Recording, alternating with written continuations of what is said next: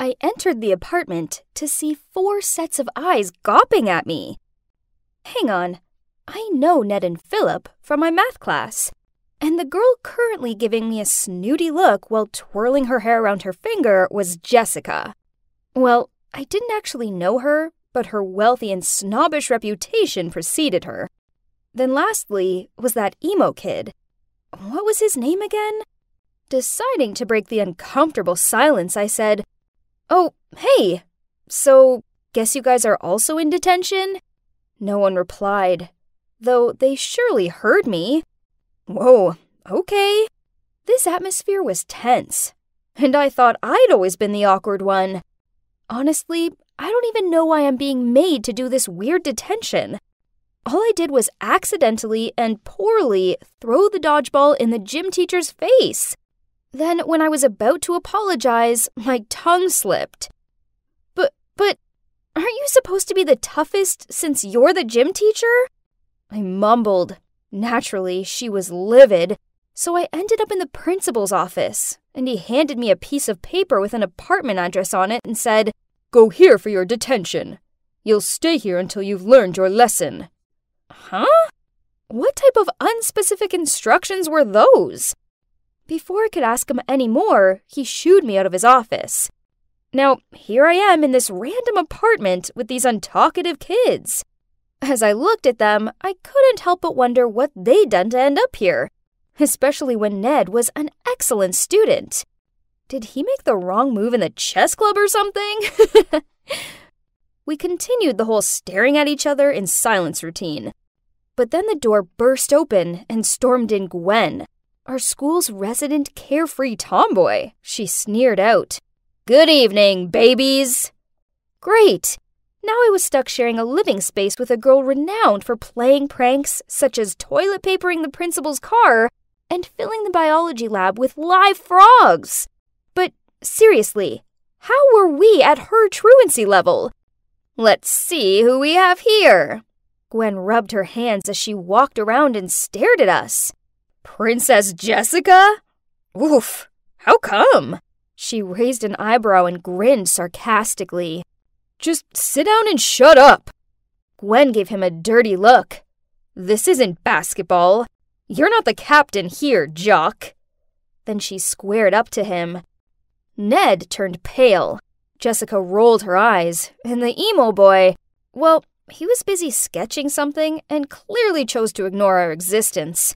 We'd only been here for less than an hour, and the last thing we needed was a fist fight, so I stepped in between them. Pulling a wry face, Gwen said, "What's this? Little Miss Friendly?" Look, we're all stuck here and we don't know for how long, so let's at least try to be civil. Let's try talking it out.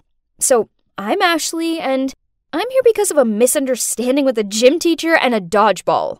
Geez, nobody cares. I can't believe I have to be here with these people. Jessica stood up and left. Pff, I'm with Miss Popular on this one. Ned sneered before he also left. And the emo boy, too. Then Gwen rasped and disappeared.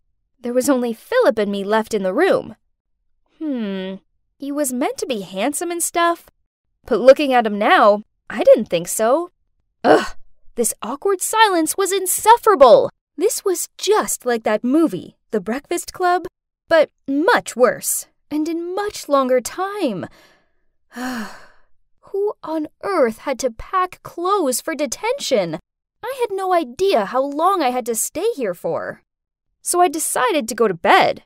I walked into the girls' room to see that both of the beds next to the window were already occupied. Bummer. They'd taken the best spots. I reluctantly got into the only bed left and hoped that tomorrow wouldn't suck as much as today had. The next morning, I woke up to yelling. Huh? I rubbed my eyes and yawned. It was still far too early. I went out into the corridor to see what was going on and saw Jessica and Ned arguing over the apartment's only bathroom. Jessica wanted to apply her makeup, while Ned really needed to go. Then Philip watched on and butted in on occasion to say something dumb. Why don't you use some of your nerdy mathematics to solve your problem? The only reason you need to spend so long applying makeup is because you're ugly. Ooh, burn! Philip laughed.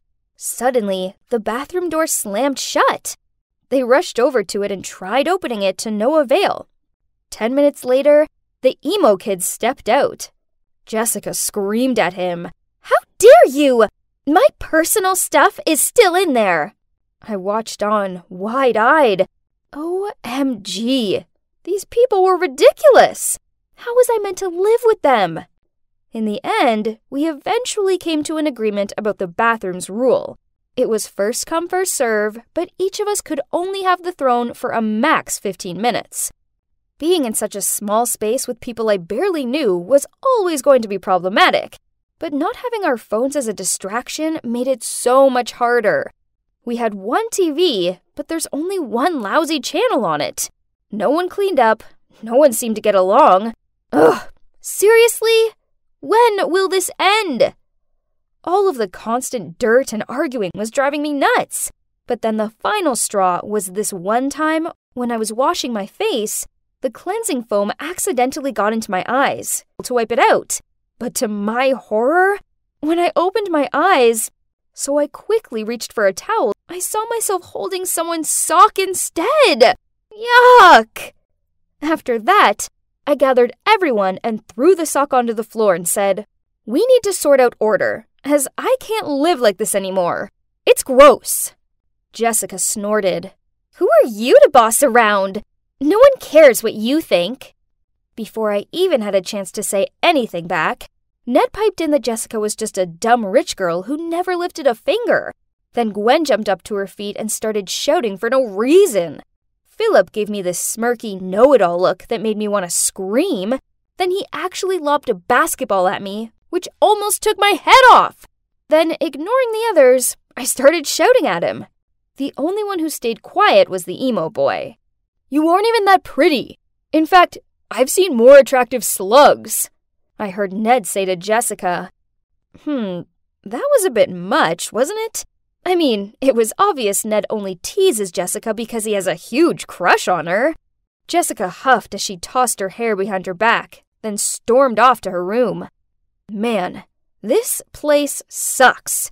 At least lunchtime had arrived, so I made myself a delicious-looking burger, then quickly went to the bathroom. When I returned, I couldn't believe it. Philip was taking a bite out of my burger. I screamed at him, but then he shrugged, then said he'd make me a new one. And like a decade later, my replacement lunch finally arrived, and Philip was smiling at me strangely and watched on as I bit into it. Ew! I lifted up the top of the bun to see a raw piece of beetroot. Ugh. I was so fed up with everyone that I went to bed super early that night. Only when I woke up the next day, both Jessica and Gwen burst out laughing at me. I hurried to the bathroom and checked out my face. Oh no. Turns out someone had drawn on my pillow, and now I had ink all over my face. I had to scrub my face for ages to get it off. Then Philip wouldn't quit laughing at me. I knew he was responsible. Ugh! Such a jerk! And on the other hand, we also had the emo kid that I was seriously getting sick of. He never said or did anything. Instead, he just sat there, usually wearing his stompy boots and looking all moody. I mean, why wear those sweaty-looking boots when he's stuck inside? It was about time he spoke up, so I came up with a prank to get him talking. When the emo kid was in the shower, Ned and I filled his beloved boots with mayo. A little later, I heard some loud thump. Then the emo kid did a weird walk across the room with his foot covered in mayo, while clutching one of his boots. "Have you lost your mind?" he shouted. And not gonna lie, I was intimidated by this other side of him. Then out of nowhere, Jessica appeared. She turned to me and shoved my shoulder. "That was too much, don't you think?" "Oh no, you didn't! I wasn't gonna let someone like her speak to me like that and get away with it. So I struck a defensive pose and glared at her. We ended up in a stare-off when suddenly I felt arms pulling me back. It was Philip. I tried flailing free of his grip, which caused him to lose his balance, and he accidentally elbowed Gwen. "Oh, you're done, Jock!" Soon, Jessica and I were pulling each other's hair, and Gwen and Philip were shoving each other. It was mayhem. "Stop! All of you!" It was the emo kid. He glared at us with rage. "You're acting like immature brats!" Well, that was unexpected, but I guess it worked, as a few seconds later, we started cleaning up the mess we'd made. We knew something needed to change, so at dinner, we all sat around the table and tried to sort things out. The others were all staring down at their food and not talking, so I decided to go first. So, I'm here because I don't always react well to certain situations. I don't know, I guess I find it hard to make friends. I trailed off. Then Ned spoke up. "The only word my mom seems to know nowadays is study, study, study. I feel like all I am to her is a grade. So when I got a B in English Lit, I ripped it up in front of the teacher. That's the story." Jessica flicked back her hair, then said, "Try having all the money you could ever want, but the most neglectful parents ever. I bet they still haven't noticed that I've been stuck here with you losers for days now, just because I told some girl her skirt was hideous. I was doing her a favor. Poof." Then Philip blurted out, "My father wanted me to be strong and manly just like him. I don't want to be like him, but I'm worried I will be, and that I won't be able to do anything about it. So I skipped basketball practice, got into an argument with coach and my dad, and now I'm in the weirdest detention ever." Gwen sneered. "Least your dad's around. Mine does month-long disappearing acts. And my mom's dead. Oh, and I'm here because I put paint in some clown's locker. Serves them right for bad-mouthing me." Her words were followed by an intense silence. Awkward. But I felt like I understood everyone a little better now. Oh, but hang on. The emo kid hadn't said anything. "Hey, you." I looked at him. "So, what's your story?" He shrugged, and I didn't think he was going to talk, but then in a quiet voice he said, "I'm Stan. I never knew my dad. My mom isn't around, so I live with my grandparents. I'm here because I ignored the principal, but only because I had earphones in." "Oh," I muttered out. "Look, I'm sorry about your boots. I'll help you clean them if you like." Stan nodded. Jessica was right. I had been a bit harsh on him. Then Ned gave this awkward smile and said, Jessica, I know I've been a jerk to you, but it's only because I like you." Jessica didn't do so much as flinch. She still kept studying her nails. Probably because having boys smitten over her was already a part of her daily routine. "Well, I might like someone too." Phil stretched his arms behind his chair.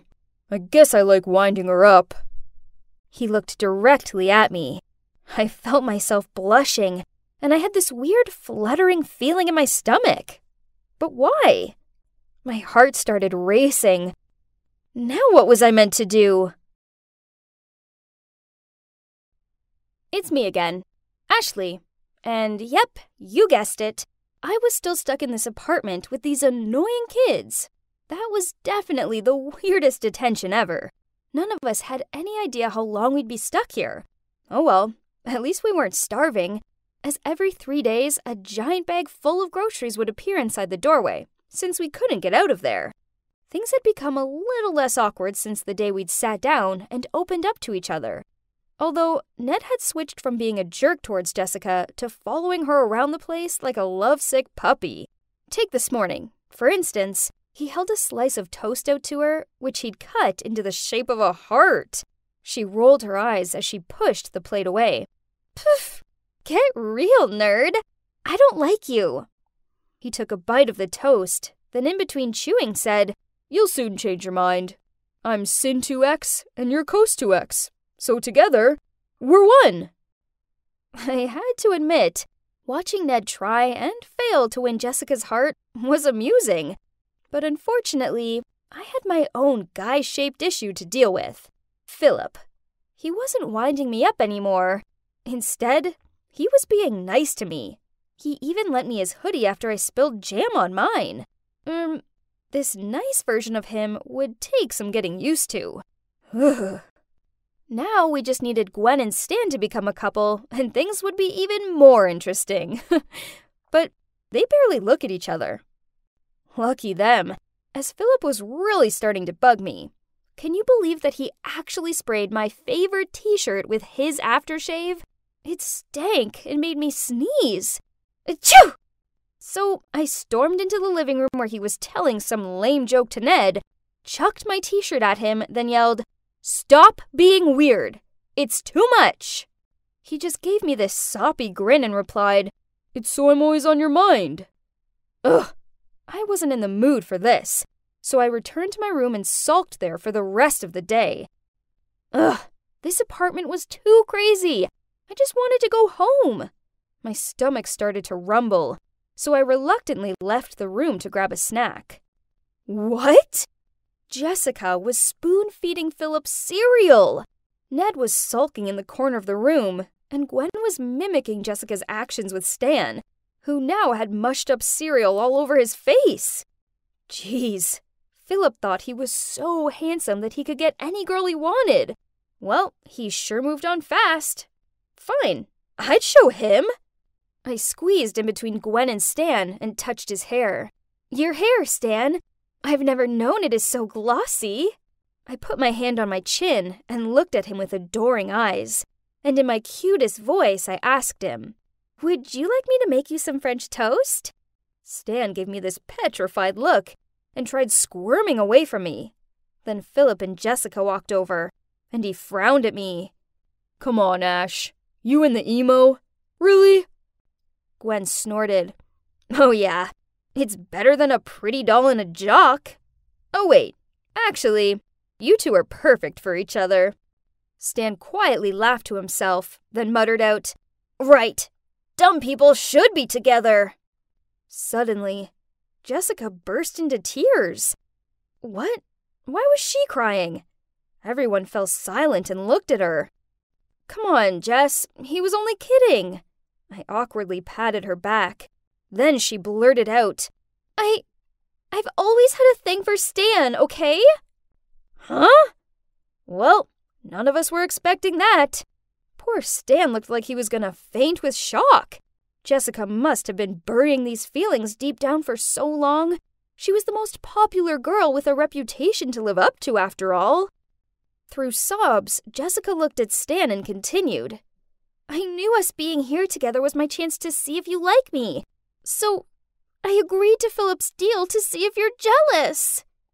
Tears streamed down her face. "But you just think I'm some dumb, pretty doll." She mumbled out an apology to Ned for being insensitive to him, then turned to Stan, sobbed, "I'm not a porcelain doll. I have feelings," and left. Oh wow, I didn't see that coming. I guess I feel kinda bad for her, and also guilty. But hold up, Philip's deal? Oh, so he pulled that out to make me jealous too? That night, we had another meeting. Yawn. This one was as dull as it sounds. Well, until we started discussing the meaning behind this detention. Hey, since when did detentions go on for this long? It's been 2 weeks already. Ned looked concerned. We all agreed. We'd learned how to live in some sort of harmony together, but still, we need to go outside. Also, my family would be worrying, right? There's two, I hope. Then the next morning, Philip was trying to de-jam the air vent in the kitchen when he waved us all over. He pointed up at something small with a tiny red light on it. Ned and he took it down. It was a camera. "It could be a security camera," Jessica said. "My house also has a few inside, in case of intruders or something." Gwen sneered. "Duh, your house is a freaking mansion. Here, there's no need for a security cam." We decided to spread out and look for more cameras. In total, we found 5, all hidden around the place, including in a plant pot and fixed to a picture frame. It was freaky to think there could be more scattered around the place. Ugh. We gathered in the living room to discuss what to do about this, when suddenly the front door opened and in walked the principal and some other man I'd never seen before. Huh? Who was he? Did this mean we could finally go home? The other man started talking. Hi everyone, I'm Kevin, and you are the participants in my exciting reality show. Your principal here put you all forward for this, as I wanted kids with 6 varying personalities. Gwen stood up and shouted, What? Is this for real? I added, There's no way my parents would have agreed to this. They did, the principal grinned. They signed the documents. They all think you are at training camp. Kevin added, Keep up the good work, guys. The viewers are loving all this drama and attitude. Jessica screamed out, You can't do this!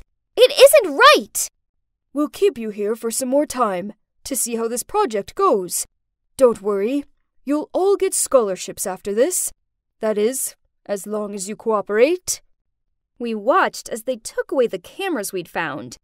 And, yep, you guessed it, they locked the door behind them. Then we gathered in the spot in the kitchen, which didn't have any cameras in it, and whispered about what we should do next. Ned suggested, I've done my calculations, and if we join all our clothes together, we can climb down from the window.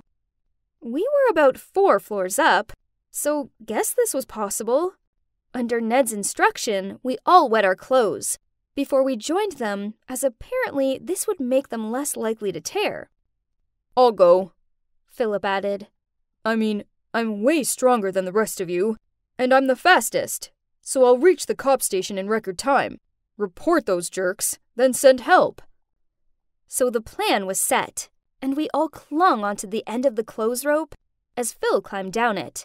It was kinda impressive watching him abseil down the building, and he was like a real-life Spider-Man. When he reached the bottom, we hid the clothes rope in the wardrobe and slid a piece of paper under the apartment door so Philip could find our room again. Now it was a waiting game. We all tried to carry on as normal, as we were aware of the hidden cameras.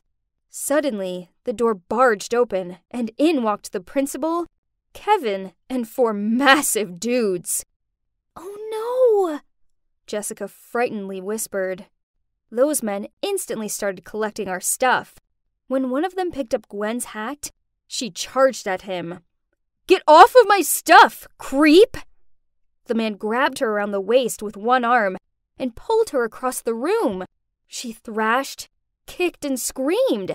She might have been big, but she's still a teenage girl, so she was no match for him. Jessica, Ned, and I all clustered together, not knowing what to do. Only Stan seemed to keep his quiet and calm. With a grin on his face, Kevin shouted, Well, that wasn't very clever now, was it? So we're moving you somewhere new before you're discovered. Right at that moment, Philip ran into her room, followed by some cops. There they are! It's them! They locked us up in here! The principal straightened his tie, then in a polite tone said, Oh, please. This is a misunderstanding.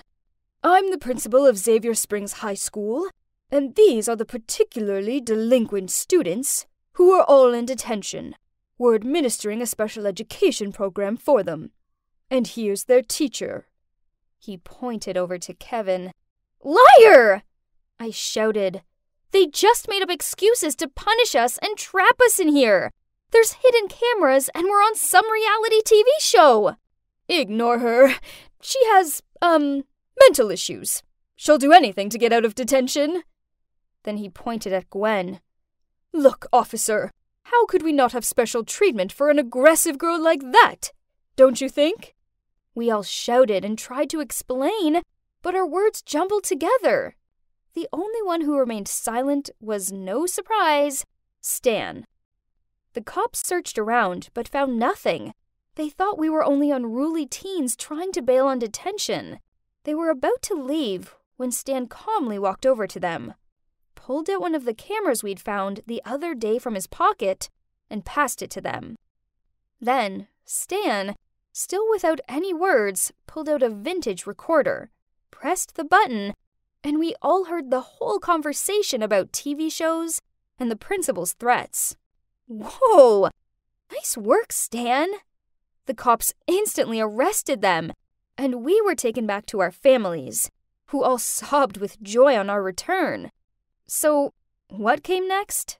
Well, my high school got a new principal, and this one hasn't given me detention. Yet. The former principal and Kevin and his whole crew are in serious trouble with the cops. Looks like they might end up in jail. As for the 6 of us, well, we formed an unbreakable friendship. Philip got a sports scholarship, and I'm super proud of him. He also told his dad how he was feeling, and they sorted things out. Ned finally stood up for himself to his parents, and now they're trying to be more understanding. He also has a girlfriend and just won first prize of the state in physics. The nerd. Jessica and Stan are an official couple, and they don't care what other people think of them. They're actually super cute together. But shush! Don't tell them I said that. Gwen decided to leave this town and go study at an all-girls boarding school. She just started dating a girl there named Claire. She sounds really happy. We're all glad to hear. So, I guess Miss Tough Cookie has a soft side after all. And me? Well, I went from a lonely and awkward girl to having 5 unlikely best friends and a wonderful boyfriend. Yep, I'm now with Philip. A lot of kids don't like Mondays, but I do. The start of a new week is full of so many possibilities. And, oh my days, who is she? Whoa, she's beautiful. She is the prettiest girl I've ever seen. She must be new here because I definitely haven't seen her around here before. I'm Evan, and as you can see, I'm kinda short and skinny. I might not be a muscly jock or anything, but I do have a big brain. I'm top of the class in math, sciences, geography, and soy el mejor de la clase en español. I'm proud of my collection of trophies and awards, and as a result, lots of kids in school know who I am. But I don't really like talking to new people. For such a smart guy, I find small talk awkward. It's like the words freeze in my head or something. Anyway, this is the main reason why I've been single for, well, forever. It doesn't matter. I need to focus on my studies anyway. But I do like girls, especially petite girly girls who need me to protect them. Being the smart guy I am, it didn't take me long to find out that the new girl is called Kayla. Kayla. What a sweet name. After a few days of looking through her social media accounts, I'd fallen deep for her. I wanted to tell her how I felt, but I'm just too shy and awkward. So I asked my best friend Liam for advice. Bro, what are you so scared of? You're the #1 guy in this school. Yeah, but only with books. Liam nudged me and said, Only? Dude, it's a big deal being that smart. Girls absolutely love it. You're a bright-looking guy and a top student. Just need to add a little bit of confidence, my friend. I was not sure about that, but what do I know? And Liam is good with girls, so I had to trust him. In fact, I am smart, and I should be proud of it and use it to my advantage. So what should I do to make a move? Now you need to prepare her a gift and surprise her with it in the canteen. Girls love romantic gestures like that. What kind of gift? Don't sweat it. Just get her something you think she'll like. The next day at recess, I carried a box to the canteen. I spotted her sitting with her friends. Oh boy, this was terrifying, but also kind of exciting. As I walked over to her, I noticed how pretty she looked today. Suddenly, she stood up and went to the food stall. Okay, so she was taller than I thought. Yeah, she's quite a bit taller than I thought. Oh no, she's a giant in comparison to me. Abort mission, abort! I turned around and started to walk off when I accidentally bumped into someone and dropped my box. All of my trophies and awards scattered across the floor, along with the love letter I'd written for Kayla. My eyes locked on it, and I was about to leap forward and grab it, but the girl picked it up. Then in a really loud voice said, Oh look, Evan has a crush on Kayla. Who knew a nerd could have such high standards? Or should I say, tall standards? Then everyone burst out laughing. Oh boy, this was embarrassing, so I hurried out of there. Liam, who had been waiting for me outside, stopped me as soon as I passed the door. Dude, what was that? Are you really giving her those as a gift? He snatched the box out of my hand and took a look inside. Well, you said to get her what she liked. And you also said girls like smart guys, so don't these show off enough of my charm? No, not like that. I just expected you to get her a teddy bear or some flowers. Evan, this ain't it. So this was it. My life was over. I'll be a laughingstock forever. I'll have to convince my parents to let me move schools. No, to let me move planets. Huh? It's from Kayla. What? She says she likes me too. Is this thing broken or something? Wow. She says she's heard a lot about me and she admires my achievements. And she wants to hang out sometime. Not long after that, we started dating. She's such a fun girl to be around. But there's one thing bugging me. She's so tall and standing next to her constantly reminds me that I am so short. It never really bothered me before, but it does when I'm around her. People have always said I'm small-framed, but being next to her makes me feel like I'm a hobbit or something. I decided to bulk up, so I started going to the gym, but it was so hot and sweaty in there, it made me feel sick, so I gave up. I was born this way anyway. There's nothing I can do about it. Meanwhile, Kayla didn't seem to bother that I was smaller than her, and being seen in public with me didn't faze her at all. But I don't know, I just didn't feel comfortable. So after class, when she was waiting for me by the door to go to lunch together, I muttered out some excuse about needing the library, and I'd meet her there in a bit.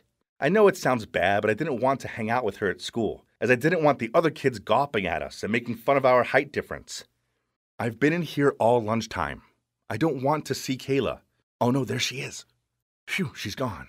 Oh, why do they put these things so high up? Here, let me. I turned to see it was Kayla. Then she easily grabbed the book and passed it to me. Startled, I peered around to check no one had seen this and spotted two girls giggling and whispering to each other. This was so humiliating. It was bad enough that Kayla was bigger than me, but she was a sporty girl, so she was also stronger than me. One lunchtime, I was struggling to open my bottle of Coke. Suddenly, Kayla appeared, grabbed it off me, and even though I muttered out I wanted to do it, she ignored me and opened it with ease. Then, one night while I was studying, Liam texted me telling me to go check my Insta. There was a picture of me sitting on Kayla's lap in the school garden. What? And then beneath it were loads of comments such as, "Whoa, little baby Evan with She-Hulk Kayla." And one of my friends even said, "Clearly Evan's the wife and Kayla's the husband." No, this couldn't be happening. That afternoon in the school garden, I'd asked Kayla to check my back for an insect bite. But before I could stop her, she'd pulled me onto her lap to check.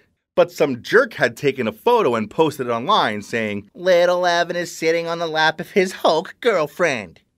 I was furious, especially with my friend's comment. I mentioned it to Kayla, but she just shrugged and told me they were only messing about and it was no big deal. After that, I didn't want to be around Kayla so much. She just made me feel so small, and I hated being laughed at by the other kids. A few days later, I was running in PE class when I tripped over my own feet and fell so hard onto the ground that I almost fainted. I lay there seeing stars and feeling like an idiot when a load of kids gathered around me. Kayla was also in the sports hall having her training lesson, so she ran over to me and ordered everyone to give me space. Then she bent down and lifted me up in her arms and carried me across the room. This was mortifying, so with the last bit of my energy I shouted, "Put me down! I'm not a baby!" "Oh, okay. I'm just trying to help you." "I don't need your help. It's embarrassing. It's like you're the man in our relationship. You make me feel inferior." Everyone was gawping at us and whispering. Then Kayla put me down and walked off in silence. She looked upset, and I felt kinda bad. That night, Kayla messaged me asking to meet me in the park. When I got there, she was already waiting for me on a bench. I sat down next to her and said, "Look, Kayla, I'm sorry about before. I was just..." "Stop. I want us to stop. You care too much about what other people think. So what if I'm taller and bigger than you? Who cares? You've never been small or weak in my eyes." I was speechless, and she continued, "You just don't value or appreciate me. I know you avoid me at school. I don't want a boyfriend who's embarrassed to be seen with me. I deserve better than that. So it's over, Evan." Then she stood up and walked off. I watched her go, and even though I wanted to run after her and beg her to forgive me, I didn't. I just sat there all alone, feeling like a fool. That night I thought about it a lot. I knew she was right. I've been a jerk, and now I'd lost my amazing, funny, beautiful girlfriend. I shouldn't have let other people's opinions affect me so much because, on reflection, they were irrelevant. I liked her, and she made me happy. So what if she could reach books that I couldn't? Thinking about it, she was actually really helpful to have around. A few days later, I texted Kayla to apologize and asked her for another chance, but she didn't reply. So I arrived at her doorstep with flowers in a box. Kayla opened the door and frowned at me. I'm an idiot. A great, big, small idiot. But I really like you, Kayla, and I want everyone to know it. I really like Kayla! Please give me another chance, as I'm miserable without you. She stayed silent for a sec, but it felt like an eternity to me. I felt like I could faint until she spoke up. Yes, she smiled at me. I'll give you another chance, but don't mess it up this time. I leaped into her arms and hugged her. Yeah, she was holding me in the air, but I didn't care. I was just so happy she was my girlfriend again. After that, I passed her the box which was full. No, not of my trophies and awards, but tubs of strawberry ice cream, her favorite flavor. I might be small and Kayla might be tall, and yeah, okay, maybe this does look funny to some people, but I don't care what anyone thinks anymore. I'm just over the moon, stars, hey, the entire solar system that she's agreed to be my girlfriend again. Come on, just let us see it for once. Not like it's that good. Ugh, what do these jocks know about art anyway? I quickly stooped down to pick up my precious drawings, and that's when I heard a voice. Oh, do you like anime too? Is this a series Under the Moonlight? OMG, don't tell me you're Oda's Eye. Yeah. Is it really you? I'm Tia. I'm a massive fan of yours. Oh my god, I can't believe I'm meeting you in real life. So, the nerdy guy is me, James, and the cute girl is Tia. This is our first conversation together, the one where she found out I'm Oda's Eye, which is my pen name. Soon after that, Tia became my girlfriend. It was good dating a girl who shared the same interests as me. We could just watch anime together all the time. Just like that, we were immersed in the movie Amagi Brilliant Park. Suddenly, Tia turned to me and asked, James, the school Halloween party's next week, and I have no idea what to go as. Hey, why don't you try dressing up as Latifah Florenza? Tia gave me a skeptical look. No way can an ordinary girl like me pull off dressing up as such a beautiful anime girl. I smiled. Of course you can, don't worry, I'll help you. So we started planning our costumes. I was going to dress up as Gojo and Tia as Latifah Florenza. Exciting, right? We went online to watch tons of anime dream girl makeup tutorial videos and joined cosplay groups to get our costumes. Buying costumes was the easy part. But the anime girl makeup technique was a pretty hard job to do. Big round eyes, unnatural eye color, thick and long eyelashes, pointed chin and a small mouth, etc. Ugh, that was Tia. Bet she just broke another eyebrow pencil in half. This makeup stuff seems stressful, huh? I arrived at the party first and waited outside for Tia. I felt kinda cool in my Gojo costume, and I couldn't wait to see Tia in hers. OMG, is that Tia? She looked even more beautiful than the goddess in the story. I couldn't stop complimenting her kawaii. As we walked inside, everyone was gawping at Tia.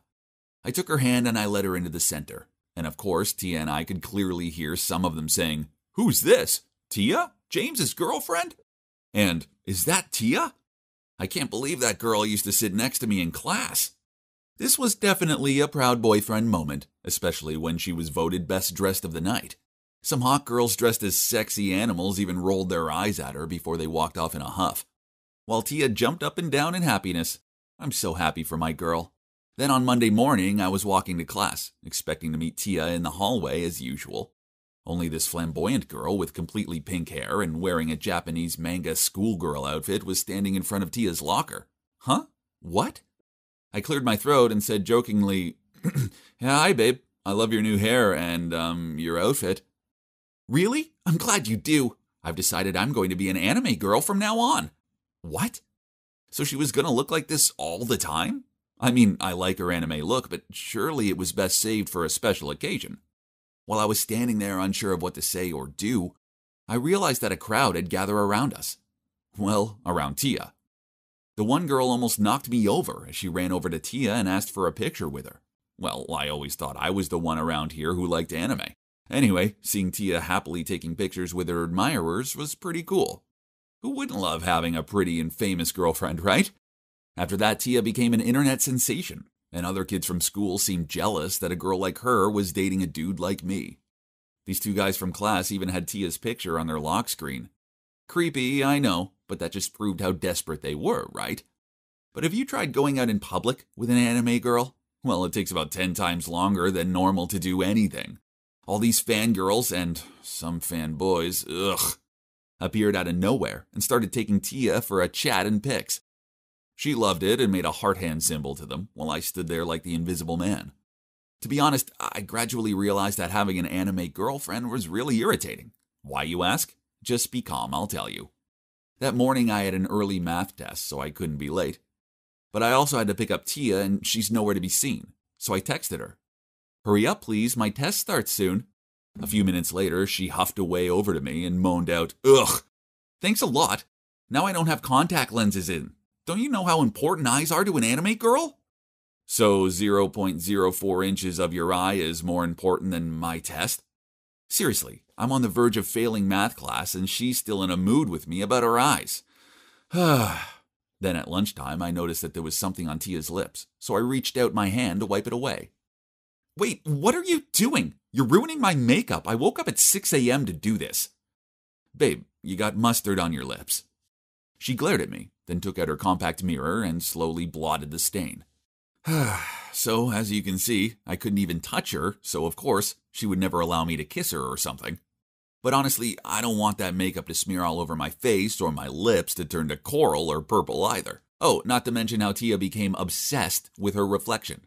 It got so bad we could no longer maintain eye contact or hold a proper conversation without her checking herself out every 5 seconds. For my birthday, I took Tia to this cool-looking Japanese restaurant in the city. But it was a full house that night, and we had no choice but to sit by a reflective glass window. Ugh. So, you guessed it right. The entire meal was spent with her checking for her angles in the window and constantly flipping her hair parting or delicately repositioning her fingers to frame her face. I got so irritated that I asked her if I was interrupting something between the both of them, to which she replied that she just wanted to check if her eyes matched her hair color. I was speechless. This was my birthday meal, but she cared more about her own reflection than actually talking to me. At the time, I was really tired of this anime version of Tia. I just wanted to go back to the way it was before, when we watched movies, studied Japanese, and planned to travel to Japan to see the cherry blossoms together. Then an idea popped into my head. "Tia, you want to go camping with me this weekend?" "Where will we go?" "Paradise Campground, provided you don't wear makeup." "Huh? Why? Don't you like my makeup? Don't you think I look pretty like this?" "Babe, you're always the prettiest, but I mean, what if I want to kiss you?" Tia shyly giggled and agreed. "Oh yeah, so we're gonna have a weekend together by the woods, and I get to see the same old Tia again." Everything sounded like a good idea, right? But that morning when I arrived to pick her up, she appeared in her full anime look again. Ugh! "Huh? Why are you in makeup?" "This is an amazing photo opportunity. I need new photos to post on my Instagram." Okay, this really ruined my mood, but instead of arguing, I drove Tia to the campsite. Then you know what? Turns out that weekend was literally just a photo shoot for her. She wanted pictures of everything. It was really too much. We couldn't walk 100 feet without her stopping to ask me to take more pictures of her posing by a tree, a tent, and on one occasion even someone's lost sneaker. Ugh. Then at night, she only wanted to play on her phone, as she had a lot of editing to do. It seemed like everything we did was only for a photo op. This drove me crazy, so I ended up shouting at her. "All you care about is your stupid fans and not me. You're no fun anymore." Then I turned onto my side and sulked like that until I eventually fell asleep. I just wanted my fun, carefree girlfriend back, not this obsessive anime character she'd turned herself into. When I got home, we didn't talk to each other for the next few days. I kept myself busy by drawing doujinshi, watching anime, and learning Japanese. Oh man, these things were way more fun when I did them with Tia. Then one day at school, when I was walking toward my locker, I overheard some crying girl saying some boy had rejected her. And her friends were consoling her, telling her that they would teach her how to put on makeup and give her a makeover so the next boy she liked wouldn't reject her. This got me thinking. Tia used to be so negative about herself until she started dressing like an anime girl. Only then she became so confident and vibrant. Maybe I had been a little bit insensitive about her feelings. I needed to go find her. As I showed up at Tia's house, I saw her standing by the door with some good-looking boy. I can't believe it! Furious, I threw the flowers on the ground and turned to leave. "James, don't go! Just wait for me!" I kept on walking, but then stopped as I heard the boy say, "That loser doesn't deserve a hot anime girl like you, Tia." "You like anime girls? Then go find yourself one in anime stories. I'm Tia, and I'm not just some character for you to look at." "James, I'm sorry. Don't be mad at me anymore. I only tried to be an anime girl just because I know you like them." I let out a long sigh and looked at her. The truth is, I wasn't mad with her anymore, but I tried to keep a straight face as she continued. "James, don't give me the silent treatment. I'm miserable without you, and I don't care when other people say I'm pretty. I only care about what you think." Then she burst out crying. I couldn't pretend I didn't care anymore. I wiped away her tears and cupped her face in my hands to look closely at the girl I love. But wait, under the smudged makeup, what are these tiny red spots exposed on her skin? Oh my God, what's wrong, Tia? I don't know. I was a bit itchy at first, and recently it's gotten worse. Concerned, I took her straight to a dermatology hospital. The doctor said Tia was allergic to some ingredients in makeup products and prescribed her medicine. Phew.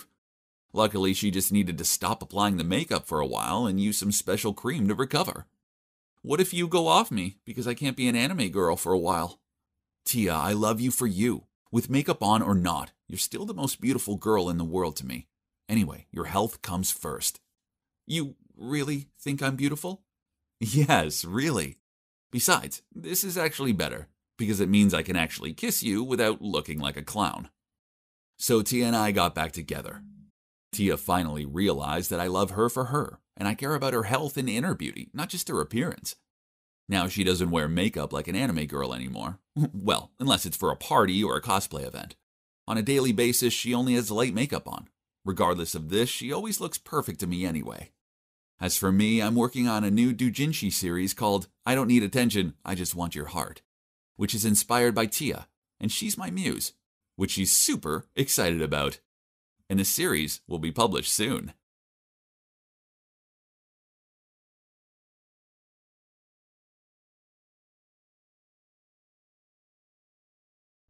This just in. Due to the new wave of COVID-19, the authorities are imposing a nationwide lockdown, which is expected to last 2 weeks. The lockdown will begin at midnight. Oh no, I have to get back to my dorm. We shouldn't waste any more time talking about this jerk anyway. I grabbed my stuff in a rush. Then suddenly, the doorbell rang. I'll be back in 1 second. Stephen went to answer the door, while I had no choice but to wait for him. Gosh, this whole pandemic situation was so worrying, and I was already not in the mood for any more bad news. From the living room, I could hear the voice of whoever was standing outside the door. Hey, any chance I can crash here for a bit? Sure, but just get your life together soon. Will you? Gabe? Gabe turned to look at me. His eyes widened when he realized who I was, and he awkwardly looked away from me. So you two know each other? Stephen looked at us confused. There was an awkward silence between us three before he continued. So, Janet, this is Gabe. He's my friend from the college hockey team. Gabe, this is Janet, my good friend from high school. Jeez, this had reached new levels of uncomfortable. Gabe cleared his throat. Ahem. So, where do I sleep, Stevie? Then he headed straight to the bedroom that Stephen pointed to while yawning, saying he's going to sleep first. Stephen laughed and turned to me, saying, He's always like that. We were quite close back in college. He comes and sleeps over sometimes. I stuttered out, Stephen, that's the guy I was just telling you about. The one that ghosted me. Stephen gave me this astonished look, but he didn't say anything.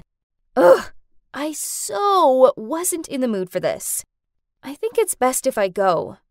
And right when I thought it couldn't get any worse, a phone call came. Upon seeing me pretty much freaking out as I took the call, Stephen must have sensed something was wrong. He asked me as soon as I was off the phone, Is everything okay? It's my roomie.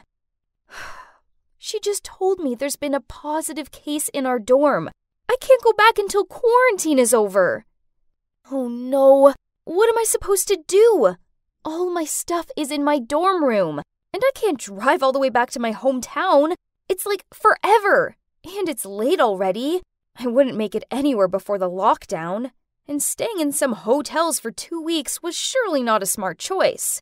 Janet, you can stay here. Stephen gently smiled at me. Don't worry, I'll take care of everything. I can prepare the couch for you, so you don't have to go sleep in my bedroom. Aw, he remembers I have slight claustrophobia and feel uncomfortable in small rooms. I was about to reply, but he stopped me, then immediately walked over to the couch and started rearranging it. This was cute, and I did feel touched. Guess I'm staying here for quarantine. I mean, this would be fine, but Gabe was here too. What a small world, and what an awkward situation I'm in. But what choice do I have? The first night, Stephen stayed in the living room with me, and we talked a lot. Do you ever wish we were still back in high school? Things seemed simpler then, didn't they? Sometimes. It helped that back then I had the sweetest boyfriend. Do you remember when you got the cheerleading team to perform a special routine for my birthday? That's the cutest thing anyone's ever done for me. Stephen grinned. Well, I tried. We were so happy back then. Then college got in the way. Hey, it's not all bad. We're still great friends. Stephen smiled back gently. Very true. It felt good taking a trip down memory lane with Stephen. He used to be a sweet and caring boyfriend, and he still was such a guy. No matter what, being around him made me feel safe. We continued talking until dawn, then fell asleep. Much later in the morning, I woke up to the sounds of the fridge door slamming. Through blurred eyes, I made out that it was Gabe. He glared over at me before he stormed off back to his room. Ugh! Why did he hate me so much? Then I saw that he'd left pancakes on the table. Oh, these must be for Stephen, so I took them over to him. He was eating them as Gabe reappeared. Hey Gabe, thanks for the pancakes. Gabe grunted out a, yeah, then gave me a dirty look before he walked off again. I tried my best to avoid Gabe, but this wasn't easy when I was stuck in a small apartment with him. I spent most of my time reading a book or listening to music.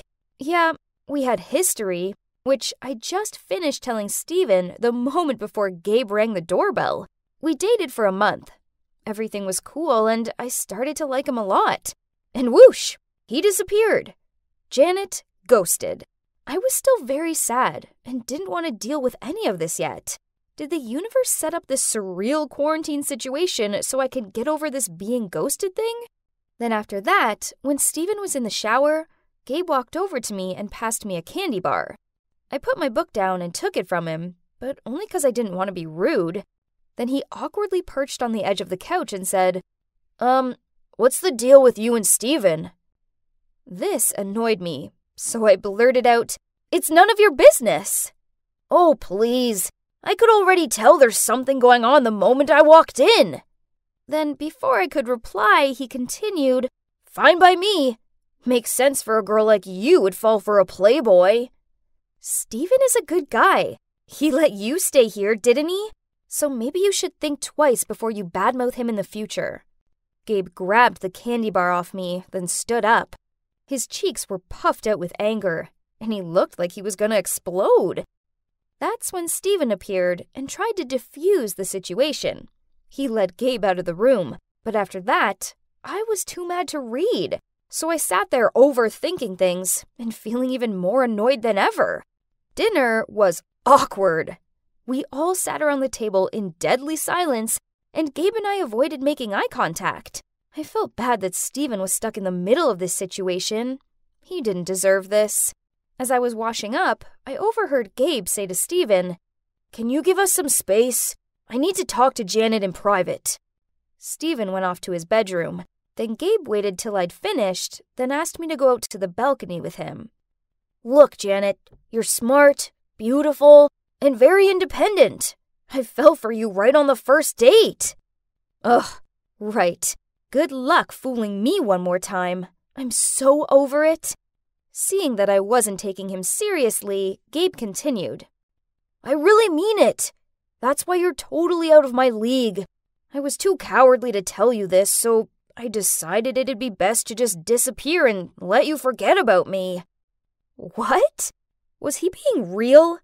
I had no idea he thought that way. He apologized for what he did, and I told him I forgave him. Okay, so maybe Gabe wasn't so bad after all. He's just really insecure. This sucks, as we got on so well. After our conversation, I felt less awkward around Gabe. He started doing cute things for me, such as leaving snacks with a little sticky note that had some cute doodles on it on my pillow, bringing me juices, and showing me funny memes on his phone. I mean, this didn't make up for what he did, but we were confined in a small space together, so politeness doesn't hurt, right? But then Steven started being weird. Whenever Gabe did anything nice, Steven would tut, snort, and on a few occasions, mutter out some rude comments such as, "From ghosting to stalker. Nice." Why was he being like this? Hey, don't tell me that he's jealous of Gabe. Great. Out of the frying pan, into the fire. Then, one lunchtime, Gabe made us French onion soup. As he passed it to me, Steven shook his head and, laughing, said, "That stinks. This is a poor attempt to impress Janet. FYI, she hates onions." What do you mean? I'm not trying to impress anyone. Oh, please. I know you still have feelings for Janet, but you're no match for her. I watched them with a poker face, since I couldn't process what was going on. Then Steven turned to me, boldly said, "Janet, so many things have happened and changed, but one thing is still solid. That's my feelings for you. Don't waste your time with this kid." Wow, I sat there perplexed. What was that? And wasn't Steven a little too mean there? This was a side of him I hadn't seen before, and I didn't like it. Stevie, what is this? I thought we were bros. Yeah, relax, we are. Look, we both like Janet, so she just needs to decide who she wants. So, who's it gonna be? OMG, this is just like that Twyla Sega situation. I have to choose between two totally different guys. Ugh, I hate it. Both this situation and that series. And honestly, I don't like the immature way they're acting now. How dare you two create this whole dilemma by yourself and put me in the middle of it? I choose neither of you, okay? You both had a chance with me and you both let me go. I want to stay friends, but that's it. I stormed off, thinking this would be the end of it. Oh, how wrong I was. One time, I was watching a movie alone and got up to go to the bathroom.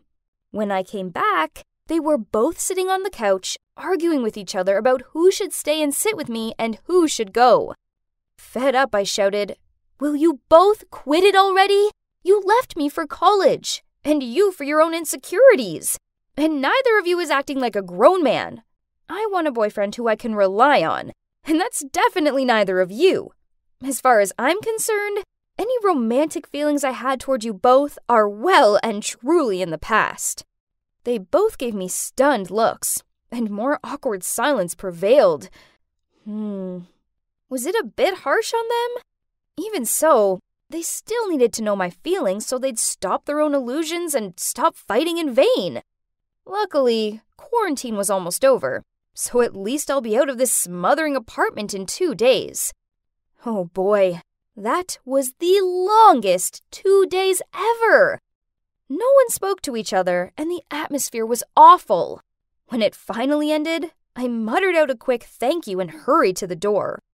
"Janet, we are still friends, right?" "Yeah, you're still my friend too, yeah?" Steven and Gabe impatiently longed for my reply, but I just smiled at them both and left. The truth is, I'm not sure I want to be friends with either of them anymore. The last 2 weeks were so weird and messed up that I can't think of anything further. So, for now, I'm just gonna enjoy the relief of getting out of that bizarre being stuck with two exes scenario first, right?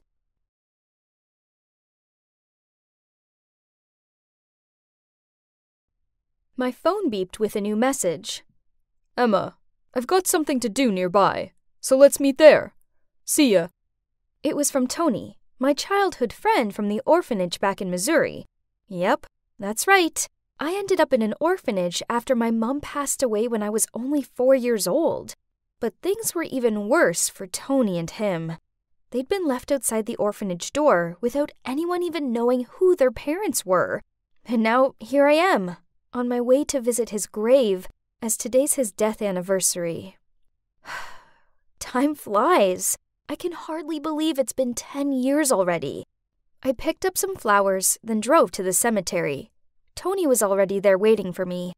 I smiled and waved, but my heart felt heavy. Back when we were 14, we'd been joined at the hip, Tony, Thomas, and me. I had a secret crush on Thomas, but I never got the chance to tell him. It had all happened so fast on that day. We were just kids, young and dumb. We'd snuck out to go play by the riverbank. One minute we were splashing each other in the river. The next moment, Thomas was being carried away in the current. I tried to save him, but Tony pulled me back to shore. Even thinking about it now, I still couldn't help but burst into tears. Don't cry, Em. I'll always be here for you. And I knew he would be. Deep down, I knew Tony always had feelings for me. But I didn't feel the same way. After that, Tony drove me home. Seeing my exhausted look, he said before I went inside, Get a good night's sleep, Em. Remember, we've got that interview tomorrow. Gosh, I almost forgot. Tony probably thought I was the worst employee ever. And yes, you can guess it. Tony is my boss. After years in the orphanage, he was adopted by a super smart family that had inspired him to strive to become someone important, and he'd eventually built a food startup. Anyway, the following morning, despite still feeling worn out, I had no choice but to put on a brave face to go to work, as I had a marketing team to lead. But as I walked into the lobby, a guy bumped into me. He helped me up and frantically apologized, explaining he was in a rush. I looked up and was about to nag him, but wait, why does he look so familiar? In fact, he looked exactly like... It's you! I stammered, but I couldn't even finish my sentences because he'd rushed into the lift and the doors had closed. I must have been seeing things. Honestly, throughout the whole interview, I could barely concentrate. Could there be two people looking that similar on this earth? I was lost in thought when the next applicant came in, and it was him! Both Tony and I stared in shock. He was the splitting image of Thomas. But it couldn't be. I mean, Thomas had died years ago. We both were too stunned to say anything until his voice broke the silence. Hi, I'm Dustin, and I'm here to interview for the marketing position. I looked at Tony, and he looked just as confused as I did. But, yeah, it wasn't Thomas. This guy was from Illinois and had never even been to Missouri. Okay, so here's Thomas's doppelganger. Fair enough. The interview went well, and even though he was a bit arrogant, he knew what he was doing, so we hired him. When I left the room, surprisingly, Dustin was still waiting for me outside. He offered to treat me to lunch as an apology for earlier. I agreed, as I was desperate to ask him more questions. During lunch, I kept mentioning the orphanage, some of Thomas's hobbies and things he hated, but Dustin didn't even bat an eyelid. I was disappointed, because I really hoped Dustin would actually be Thomas. That night, I barely slept. I couldn't stop thinking about Dustin. It's ridiculous, but I still had a strong feeling that he really was my childhood sweetheart. Suddenly, I got a message from Tony. Saw you hanging out with Dustin. Wake up, Em. He's not Thomas. Ugh, I didn't need to hear that. The next day, I couldn't take my eyes off of Dustin. At lunch, I watched as he put honey on his watermelon, and I almost freaked out. That was exactly what Thomas used to do. Oh my, I blurted out. I then told Tony what I just saw as soon as he sat down, but he just laughed and said, Honestly, Em, tons of people do that. Do you really think that our Thomas could be that arrogant? Seeing that I was still unfazed, he continued. But if you still want to check, just give him a peach. Things can change, but allergies don't, right? OMG, Tony was a genius. He probably was just kidding, but I was super serious. So the next day, I bought Dustin a peach pie to welcome him to the team. But to my surprise, he ate it up with pleasure and seemed totally fine. Okay, clearly I needed to let this go. He wasn't Thomas. End of. But if only things were that simple. And even though I knew Dustin wasn't Thomas, I still felt attracted to him. He was smart and sweet, and so much fun to be around. Eventually, we started hanging out and became very close. We didn't actually make anything official, but we were low-key dating already. However, it was impossible to hide things from Tony. One time, our company went on a team bonding weekend, and we'd arranged a tennis competition. We had to pair up, so obviously I would go with Dustin, but as we're about to go sign up, then Tony came to ask me to be his partner too. My God, it was so awkward. Then Tony said in a very sulky tone, Okay, how about we have a little competition? The winner gets to pair up with Emma. And so they had a swimming race. That's so embarrassing. I knew Dustin couldn't swim, so I started to panic, but he got in the pool anyway. Obviously, Tony won, but who cares? He was acting like a child. I rushed over to help Dustin, who was left coughing and choking on the water, and at that moment, I realized that I was falling for him so much. But since then, there were rumors in the company that Dustin was only flirting with me to get promoted. One morning, we were walking through the lobby together when two girls started whispering about us. So Dustin took my hand and went straight to the girls saying, I love Emma. What's wrong with that? Tell me. Go on.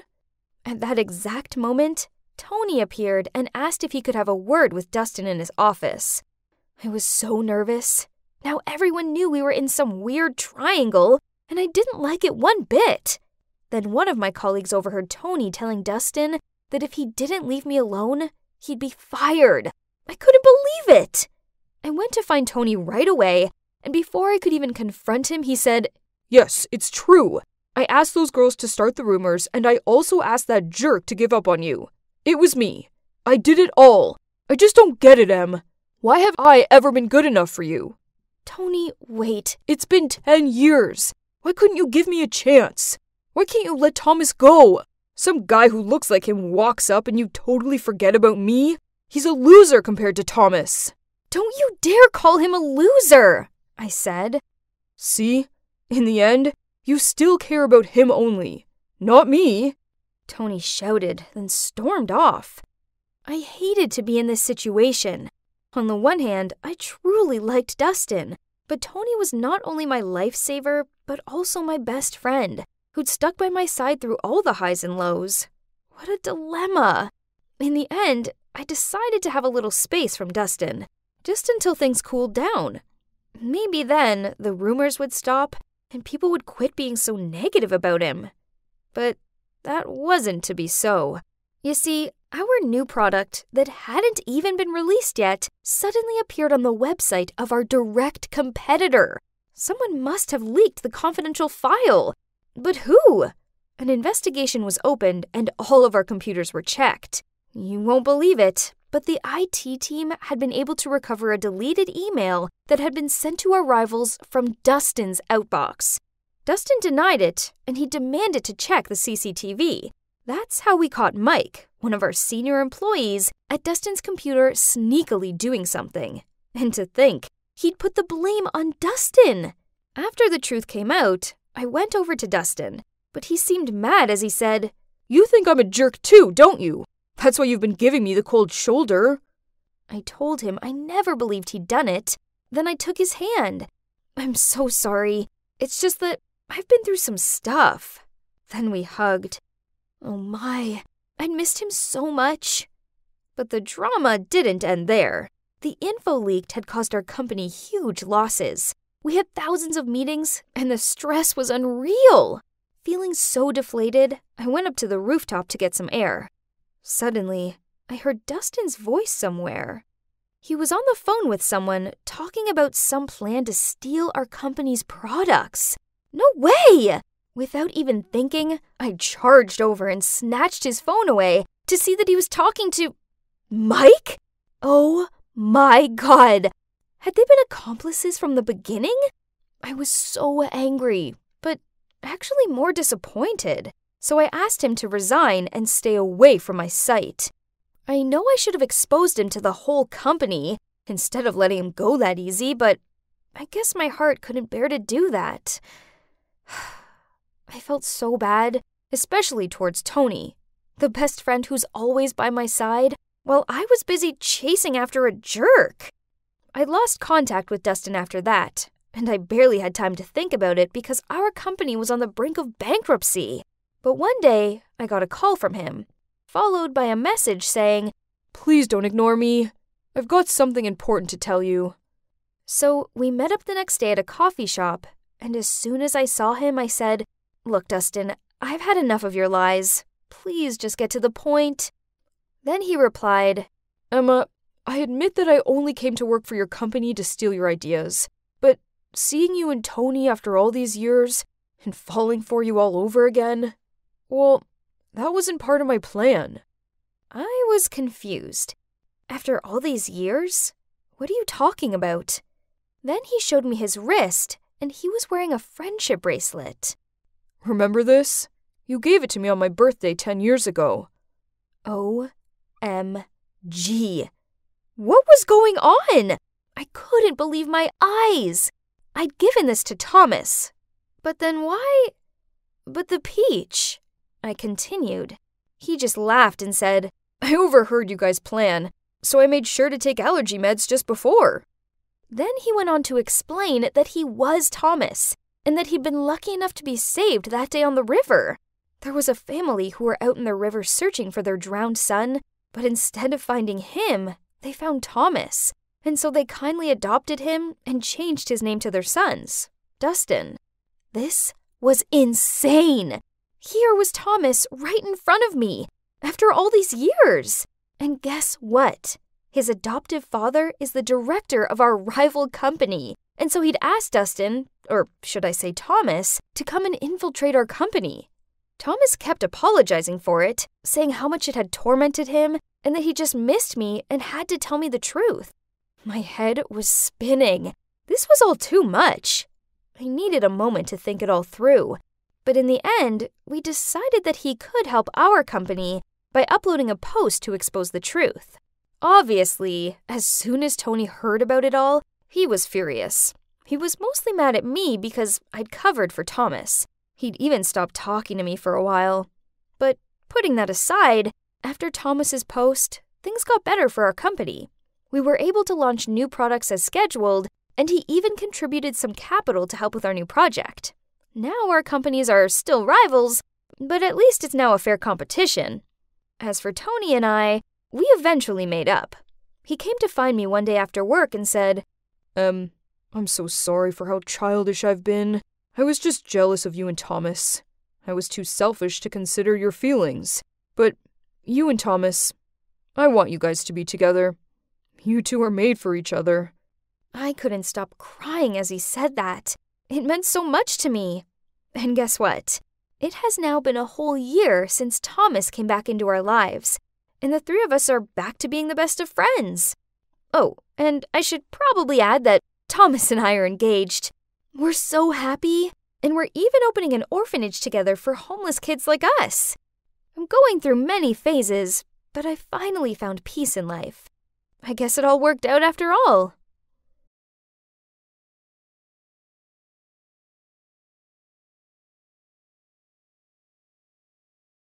I was at a bustling party, waiting for the one who would decide whether I'd won my cousin's bet or not. Forget your dumb ex. $50 if you get the number of the next guy walking through that door. Oh, here comes my target. I hurriedly approached him, but stumbled and we're kissing. I could feel the taste of grapes on his lips. I immediately pushed him away and stood up.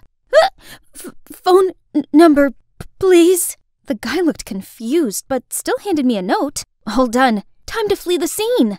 Hi, I'm Agatha, a super introvert who hiccups when nervous. And lucky enough, my kooky cousin dragged me to this crazy party. I ran home to see Mum looking all excited. Oh, my sweet child, you're back already. It's just not my thing, Mom. But cooking is. I have some amazing news. The local soccer club is looking for a chef, so I recommended you. And guess what? They said you can start ASAP. Yes, I've dreamt of becoming a chef since I was little, and now that dream will soon come true. Yahoo! Today's the day. I eagerly arrived at the soccer club, but my jaw almost hit the floor when I saw Mateo, my ex. What was he doing here? Flustered, I looked away and saw that guy from the party. What on earth? My life's officially over. After the introduction, I immediately ran to the pitch for some fresh air, but then a hand patted my shoulder. It's him again. No calls or texts? You asked for my number. Are you that shy? I'm Killian, by the way. It was just a joke. Please leave. But then he stepped even closer. Panicked, I pushed him away. Almost made him fall backward. I tried to catch him, but not again. This time he smells like chocolate. Oh, you like my lips this much? Why not just say so? Holy moly! I ran straight away without looking back.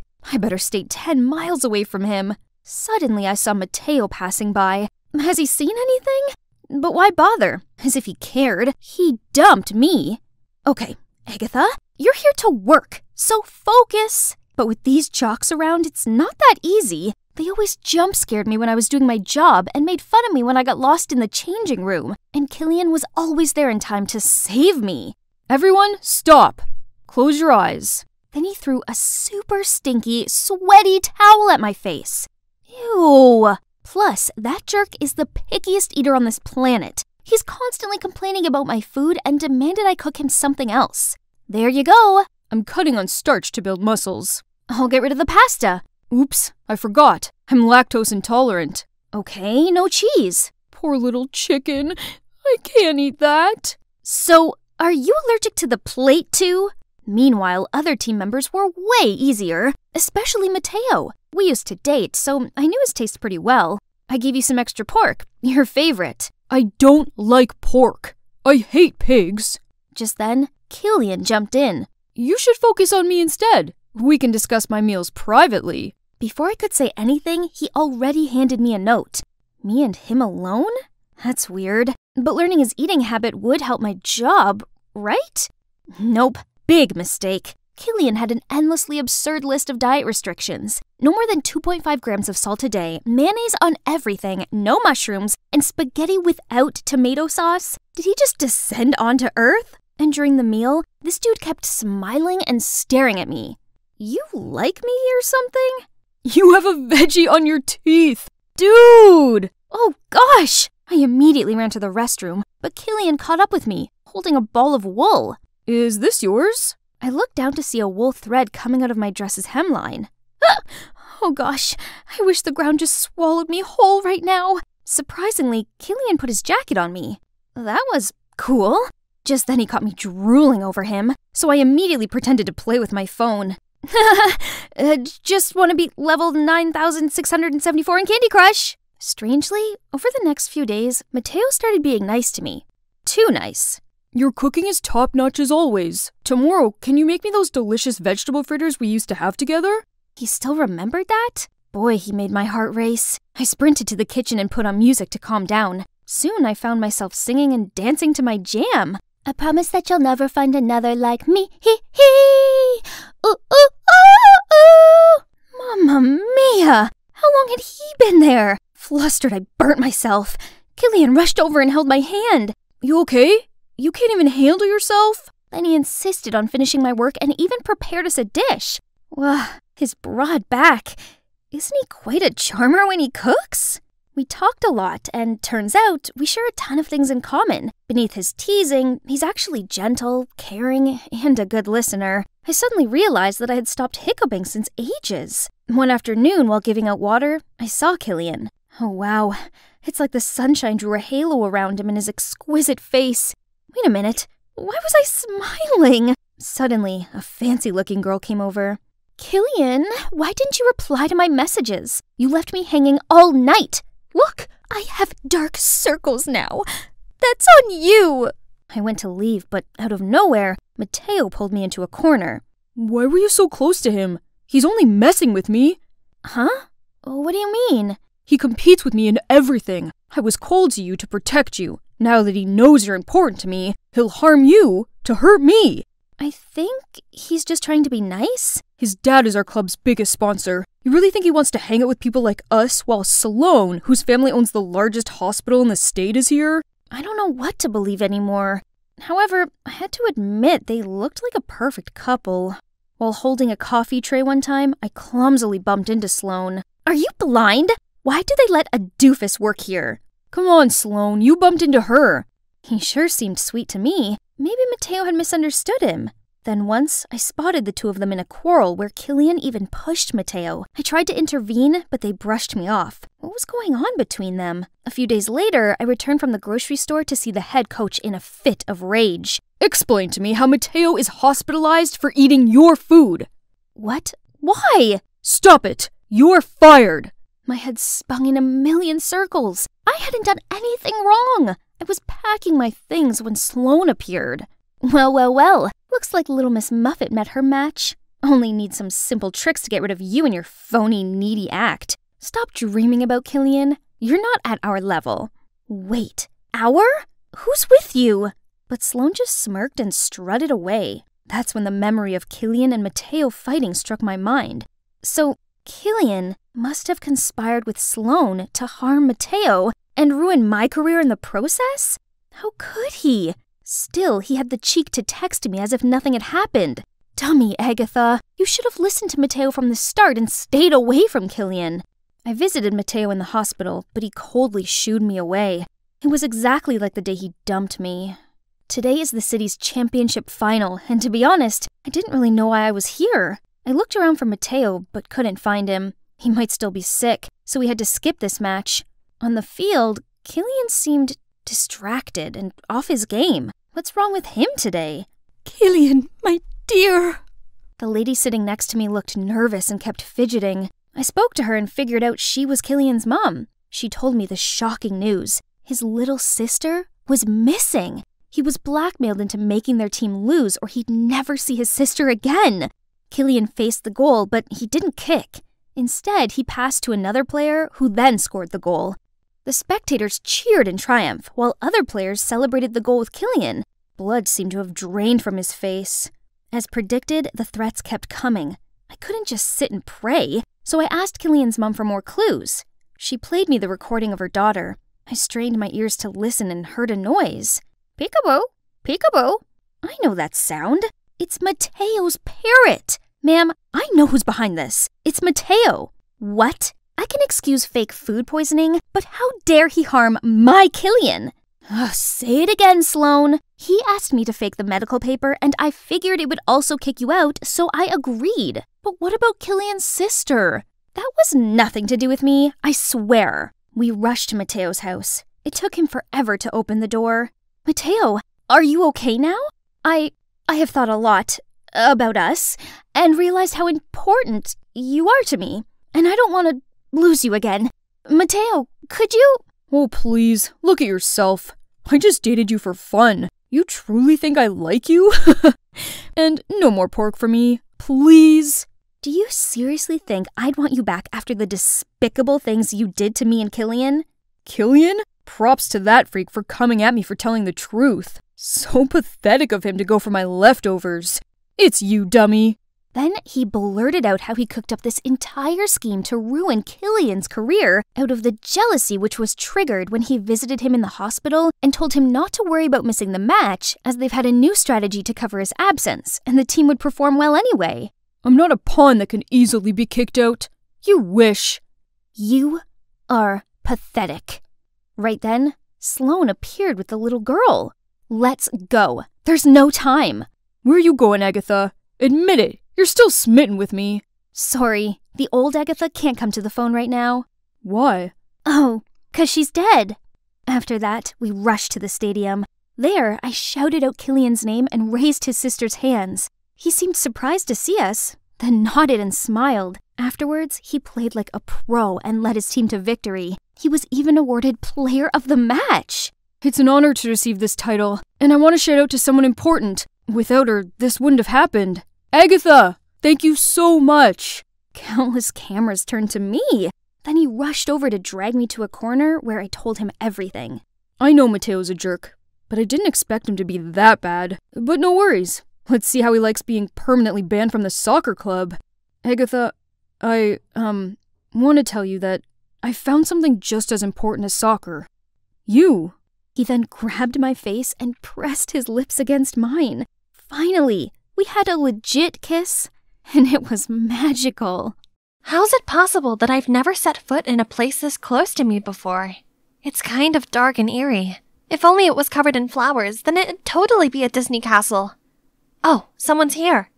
I went to say hi, but she didn't seem very welcoming.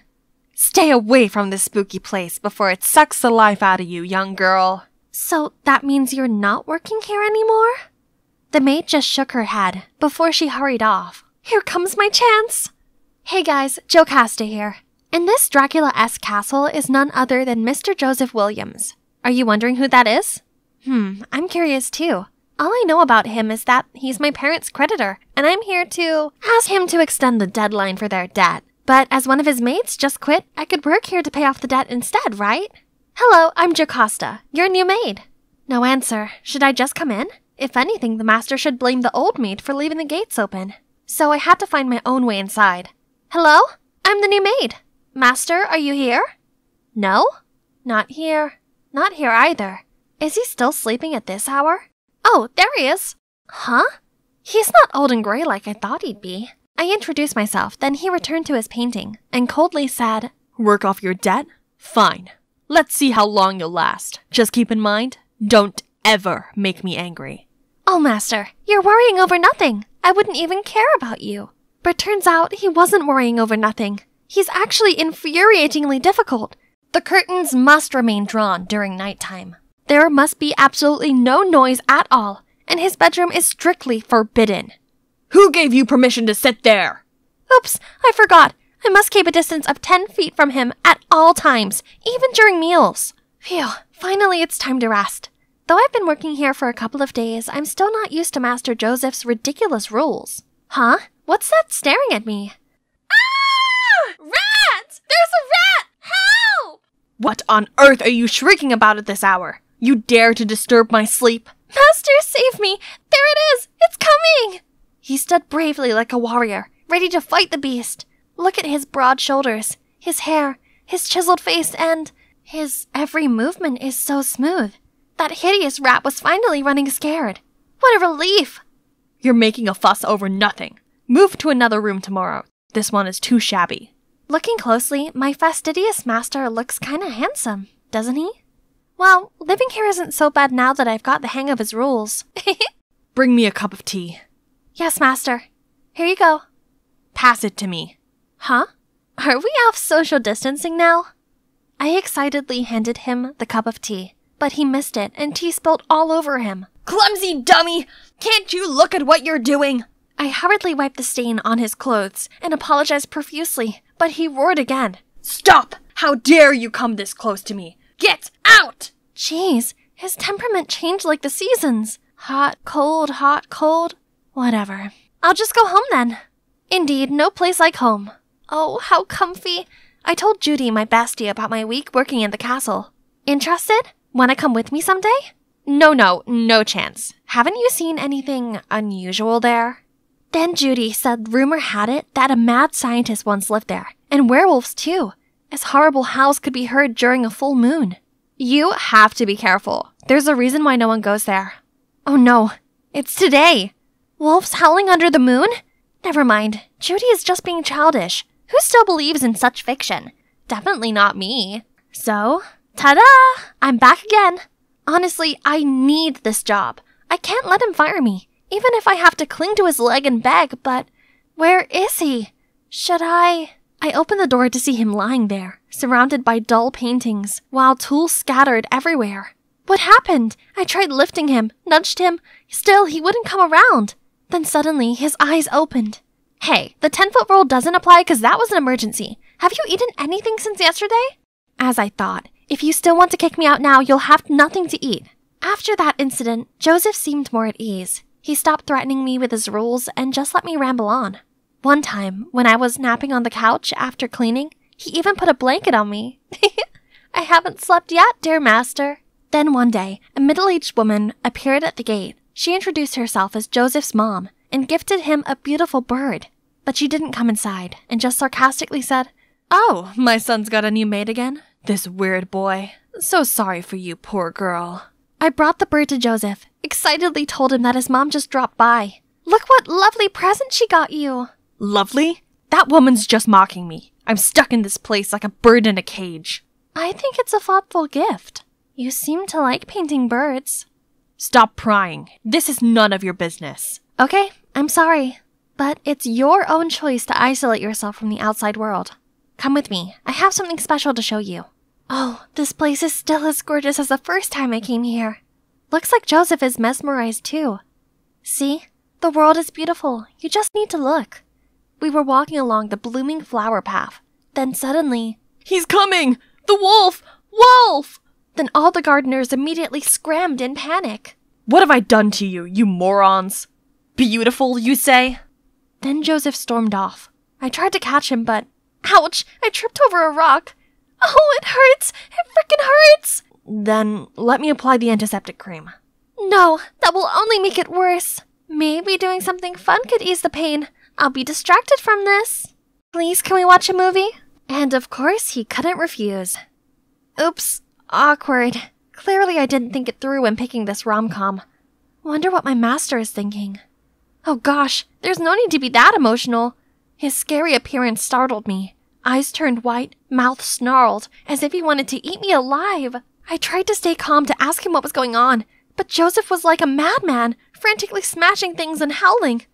"Stop, Joseph! Please don't do it! Ah, my arm!" Realizing that he'd just hurt me, Joseph seemed to regain his senses. He then ran off in a panic. I quickly hugged him. It's okay, calm down." Once he'd felt better, he started telling me his biggest secret. Since childhood, he'd had difficulty controlling his emotions, which often led to outbursts of anger. Later on, the moon also triggered this reaction after his stepfather passed away on a full moon night, and it then became traumatizing because Joseph feared he'd been the cause of his death. That was also the cause of the tension between him and his mother. I think I was born with this strange condition. As a child, my stepfather used to give me some medicine to keep it under control. His stepfather used to give him pills? Judy also mentioned the mad scientist who used to live here. Is that... I have to figure it out. One night, I sneaked into the room that Joseph forbade me to enter. On rummaging around, I found a tape that showed me the whole terrifying plan of his stepfather to regularly give Joseph a power-boosting pill as an experiment, and also to take him to the mountains to test out some new crazy invention. What on earth was that? But I can't tell Joseph right away. He needs to be mentally stable first. So I started off by taking him out for a walk, and when he felt comfortable enough, I suggested we go downtown together for some grocery shopping. He was just like a hedgehog, prickling up every time someone accidentally touched him. But, of course, I know how to tame this hot headmaster, just like this. There you go. Then we started tidying and redecorating the whole castle to liven up the mood of this place. When we got to the last room, his stepfather's, he seemed a bit hesitant. It's been so long. This room also needs cleaning, else the furniture may become damaged. Do you know anything about your stepfather's videos? How do you know? Then Joseph searched for a memory card, then gave it to me. I was so scared that I hid it and never dared look at it. I wanted to destroy it once, but on second thought, it contains the last images of my stepdad, so I've always kept it here. Huh? This wasn't what I meant. So there's another video apart from the ones I saw. This may shed light on everything. If you don't mind, can I watch that video? I'm quite curious. From that day, we never spoke of the videos again. Instead, we went for walks, cooked, and meditated together. And today's schedule is this art exhibition. Look at his surprised face. They look familiar, right? Don't tell me you don't recognize your own artwork. It seems that each painting tells a story.